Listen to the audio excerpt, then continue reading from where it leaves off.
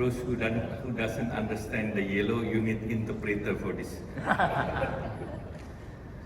Honorable VFC World, the one and only president in this room is President Budiarsa Sastrawinata. And Madam Rina Ciputra, VFC Secretary General, Excellency Narek Arakliang, Chairman Nusantara Capital, His Excellency Pak Bambang Susantono, Bapak Joko Suranto, Ketua REI, distinguished VFC board members, and VFC colleagues, partners, friends, ladies and gentlemen. Good morning. Honorable guests, ladies and gentlemen. Looking ahead to 2023, we remain optimistic that Indonesian economic performance will continue to grow positively. In the second quarter this year, the economy grew by 5.17%. Inflation is controlled to 3.27%.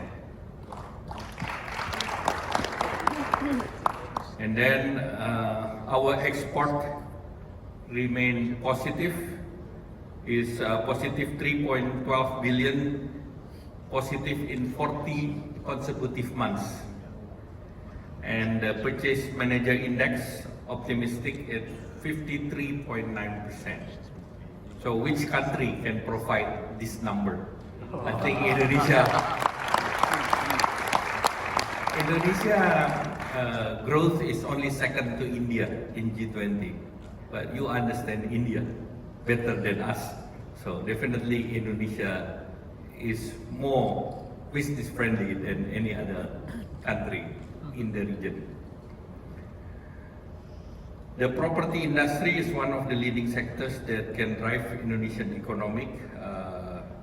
The contribution of property sectors in the second quarter was 9.43% for construction sectors and 2.4% for real estate sectors.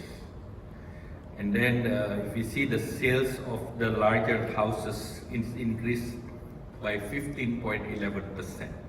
So I think the middle class start to consume after COVID. So I think this is a good sign that the property sectors. That's why when you see the president making a speech, his smile is all over his faces because of this. The property industry also provides multiplier effects, both in terms of forward and backward linkages, and supporting the industry influence in the development of financial sectors, and also significantly absorbing the jobs.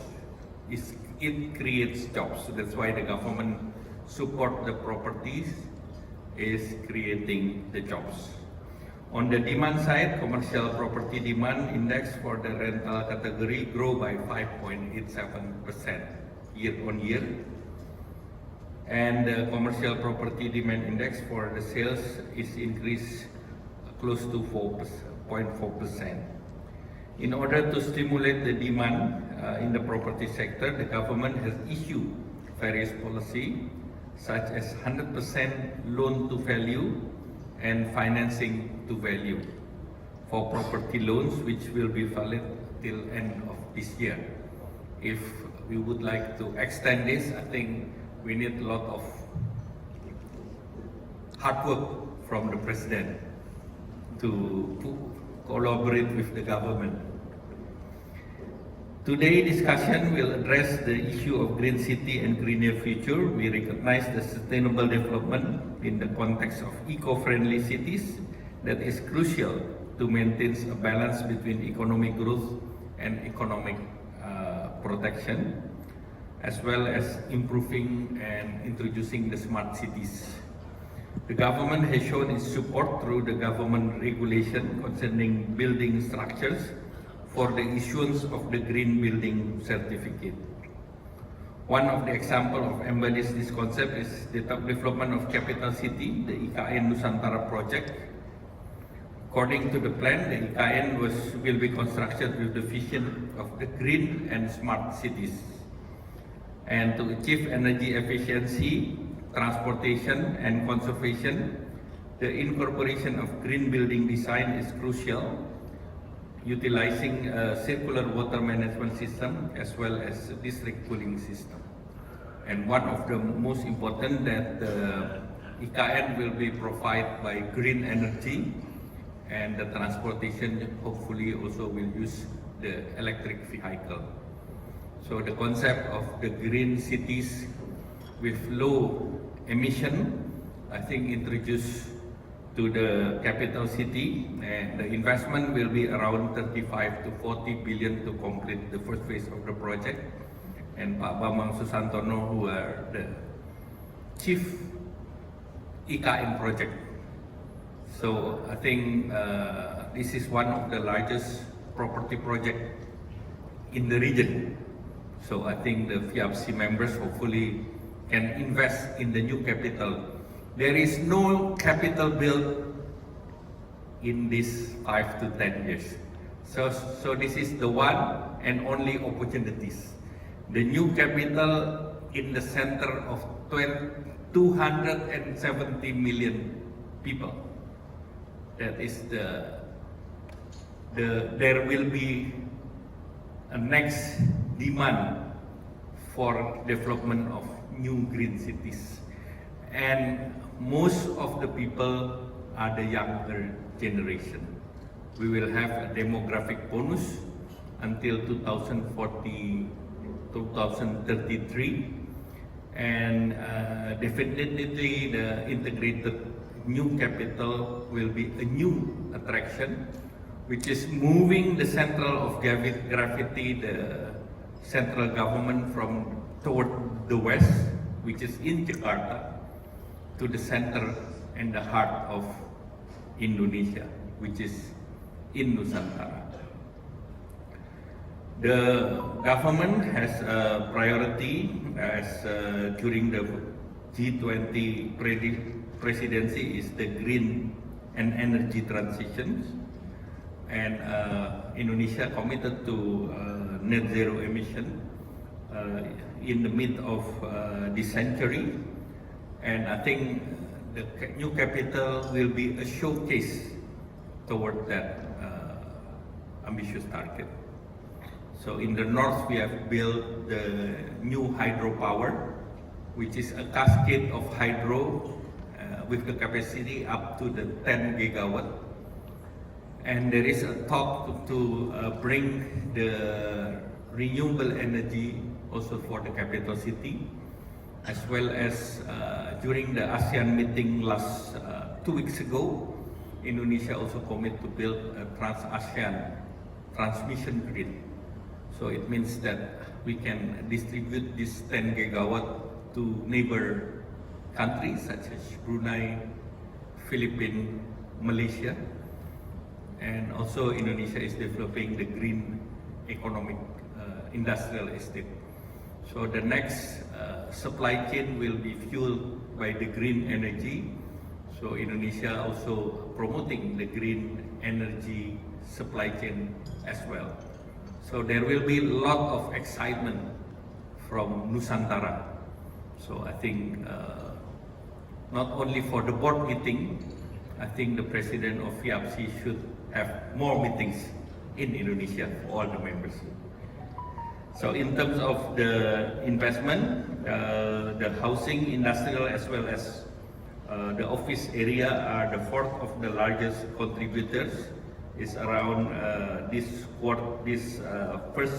second quarter is almost 3.8 billion, and the increased attractiveness of investment is open for more foreign nationals to work in Indonesia. Indonesia will introduce a golden visa that make it easier for the investment to come to Indonesia. There is also a guideline for foreign national to purchase properties in Indonesia, and they will be compiled in guidelines for foreigners' property ownership in Indonesia. We will be working to make the easier for getting the permits as well as to own a property in Indonesia. With the new regulation in place, it is expected that Indonesia competitiveness will be more favorable, and the interest of foreign national investing, purchasing and owning properties will be increased along with foreign investment. So I think the current system is easier for the corporation to invest in Indonesia, but I think going forward, individual foreign national also will make a deregulation for that. Indonesia, of course, will be attracting, since Indonesia is planning to be part of the OECD's members. Last meeting of the OECD's, all of the countries has give a go-ahead sign for Indonesia, and hopefully within 3 to 4 years we will be fully members of OECD's. So it will be the next chapter for Indonesia, whereby most of the regulations will be harmonized in accordance to the OECD. And the developments now, I guess, mostly in par with the international standard, and green development and sustainable development is an objective of the smart cities, especially in the property sectors.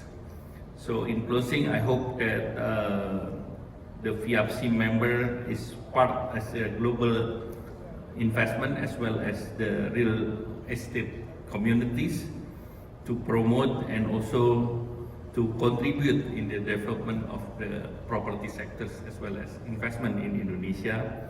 And once again, with the new capital, I think this is the great opportunities for most of investors to get a better return. I think the government provide fiscal incentive for this investment in the new capital. I would like to thank you and congratulate the President of FIAPSI, Pak Budiarsa, and all the board of FIAPSI for having the meeting in Indonesia. And I got the report from intelligence that most of members have spending shopping in Jakarta. Thank you very much.